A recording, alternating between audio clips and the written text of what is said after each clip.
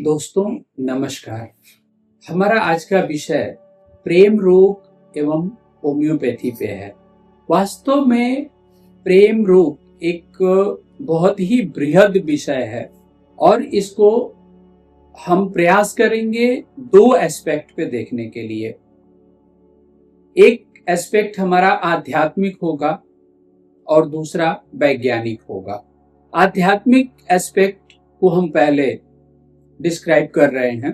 प्रेम शब्द, प्रेम का अगर हम संधि विच्छेद करें तो प्रेम जो है पर धन ई धन म, पर माने होता है दूसरे, यानी दूसरे से, दूसरे की इच्छा से मिलना, ये प्रेम है। अब सबसे बड़ी बात आचार्य रजनीश ने कहा, और आम बोलचाल की भाषा में भी हम कहते हैं कि प्रेम होता नहीं, हो जाता है। तो नेचुरली प्रेम होता नहीं, हो जाता है का भावार्थ क्या है, इसका मतलब क्या है, ये कैसे, ऐसी क्या स्थितियां होती हैं और प्रेम क्यों होता है। और कई बार हम देखते हैं कि प्रेम में जो जोड़ियां होती हैं, जोड़े होते हैं, वो हमेशा बेमेल होते हैं। कुछ लोग कुछ इस तरह के शायरीज वगैरह कहते हैं कि दिल लगी दीवार से तो परी क्या चीज है, यानी कि वहां पे कोई इस तरह का एनालिटिकल ऐसा कुछ नहीं होता है। तो इसके पीछे लॉजिक क्या है, उस लॉजिक के पीछे यहाँ पे भी दो एस्पेक्ट हैं। पहला एस्पेक्ट एनर्जी लेवल का है और दूसरा एस्पेक्ट है कुंडलिनी का। सबसे पहले हम एनर्जी लेवल पे देखते हैं कि हमारी जो पूरी ऊर्जा का स्रोत है और जो हमारी एनर्जी का मूल स्रोत है वो नाभि से बना हुआ है। जैसे एक बेबी का भी जो जुड़ाव मां से होता है तो वो भी नाभि के माध्यम से ही होता है। आगे भी हमारा जो जुड़ाव, हमारा जो प्रेम होता है बच्चे से, मित्र से, रिलेटिव से, किसी से भी, तो वो इस बात पे निर्भर करता है कि जो हमारी नाभि से 3 डायमेंशन ऊर्जा जो निकलती है, 3 डायमेंशन ऊर्जा जो एक ट्रांसवर्स सेक्शन में, लॉन्गिट्यूडिनल सेक्शन में एंड सर्कुलर सेक्शन में, तो ये जो 3 डायमेंशन ऊर्जा जो आ रही है उस ऊर्जा से मिलती हुई जितनी ऊर्जाएं होती हैं उन ऊर्जाओं के प्रति हमारा आकर्षण होता है। लेकिन वही जब उस ऊर्जा की विपरीत ऊर्जा होती है तो हमारा विकर्षण होता है। वहां पे भौतिक कोई मायने नहीं रखता है, सुंदरता या कुरूपता कोई मायने नहीं रखता है। यहाँ वास्तव में मायने रखता है जो हमारी नाभि से निकलने वाली ऊर्जा है, उस ऊर्जा का जो संबंध है अगले की ऊर्जा से जब जितना ज्यादा मेल खाता है उसके प्रति हमारा उतना ही आकर्षण बढ़ता हुआ चला जाता है। अब एक दूसरा पक्ष है, दूसरा पक्ष है वह है कुंडलिनी का। दरअसल हमारी शरीर में हम अर्धनारीश्वर रूप में हैं। जो हमारा डोमिनेशन है वो दिखाई देता है। पुल्लिंग डोमिनेटिंग है तो पुरुष के रूप में दिखाई देता है, स्त्रीलिंग डोमिनेटिंग है तो स्त्रीलिंग के रूप में दिखाई देता है, जबकि मनुष्य द्विलिंगी होता है। एक जो एक्टिव फॉर्म में होता है और दूसरा जो इनएक्टिव फॉर्म में सुप्त अवस्था में रहता है। अब इस कंडीशन में जब आप देखेंगे तो आप पाएंगे कि आपके शरीर में जो आपका अपोजिट, यानी महिला है तो उसके अंदर जो पुरुष जो निष्क्रिय भाव में है और पुरुष है तो उसके अंदर की महिला जो निष्क्रिय भाव में है, उसका जो प्रारूप होता है, उसकी जो ऊर्जा होती है, उससे मिलती हुई ऊर्जा, उससे मिलता हुआ प्रारूप जिस किसी के भी अंदर दिखता है, हमारा उसके प्रति आकर्षण बढ़ता चला जाता है और उसके प्रति हमारा प्रेम का भाव बढ़ता हुआ चला जाता है। वास्तव में यही प्रेम का मूल स्वरूप और यही मूल परिभाषा है। अब इसी चीज को हम विज्ञान के रूप में वैज्ञानिकता के साथ जब हम डिफाइन करते हैं कि हमारी जो थॉट प्रोसेस में, हमारे ऑरा में, हमारे थॉट प्रोसेस में जो चीजें एक काल्पनिक पिक्चर के रूप में रहती हैं और उससे मिलता जुलता जो भी पिक्चर होता है उसके प्रति हमारा आकर्षण बढ़ जाता है। कई बार आप किसी से मिलने जाइए तो लगता है कि इनसे कितनी आत्मीयता है, गले मिलें, इनके साथ बैठें, खूब बातचीत करें, खूब हंसी टिटोली करें, समय बिताएं।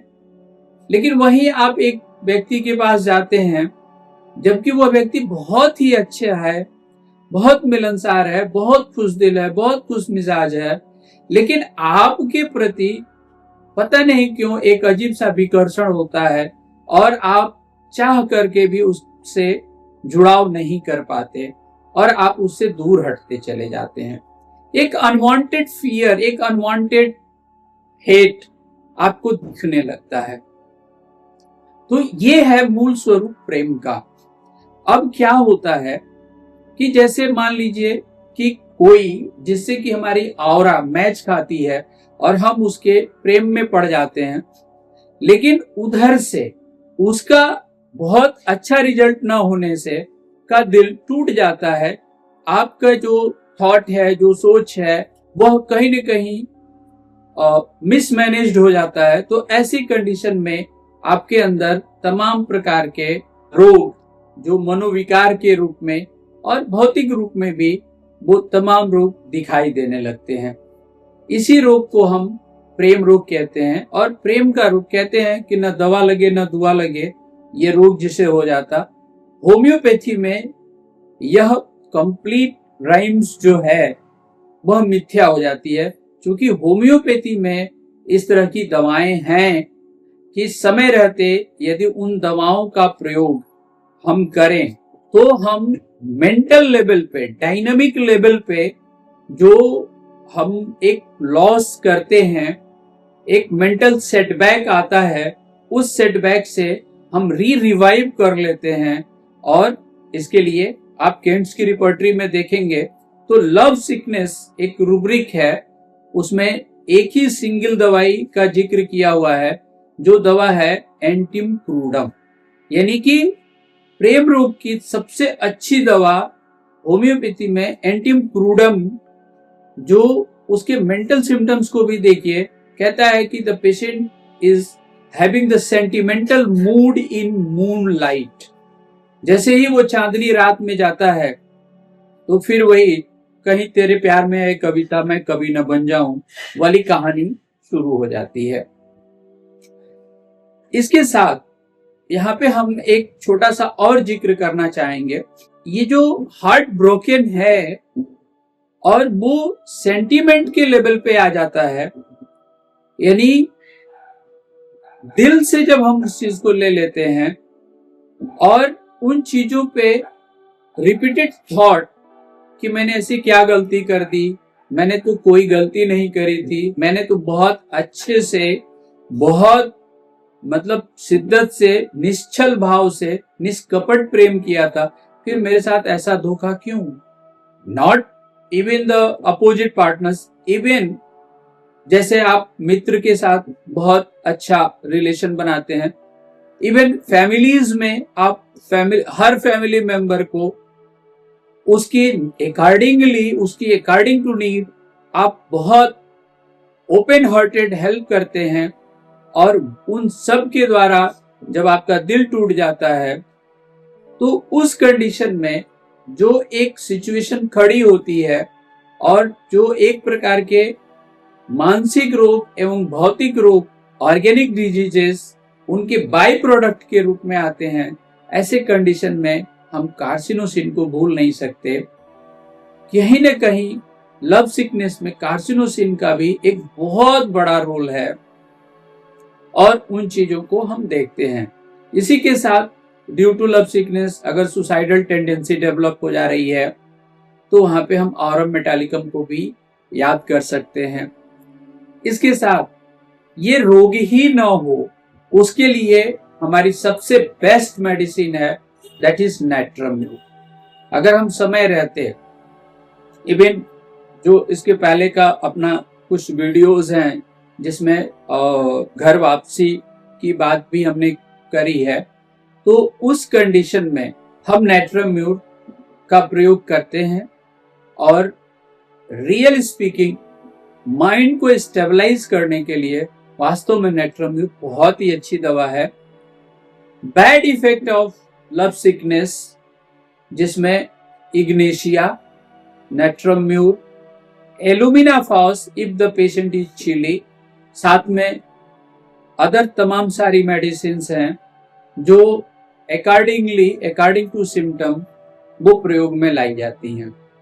एक बात मैं यहाँ पे एक आग्रह करना चाहूंगा कि आप जब कभी भी आपके किसी भी फैमिली मेंबर्स या कहीं भी ऐसी चीजें अगर आपको देखने को मिल रही हैं, तो वैसे कंडीशन में आप योग्य होम्योपैथ चिकित्सक के सुझाव से ही इस तरह की चीजों को करेंगे और ऐसा करना चाहिए। इसी के साथ मुझे पूरा विश्वास है कि यह आज का वीडियो आपको अच्छा लगेगा और आगे अगर आपको लगता है कि आप कुछ सुझाव दे सकते हैं किसी टॉपिक्स पे, तो मैं उसके साथ जस्टिस करने का प्रयास करूंगा।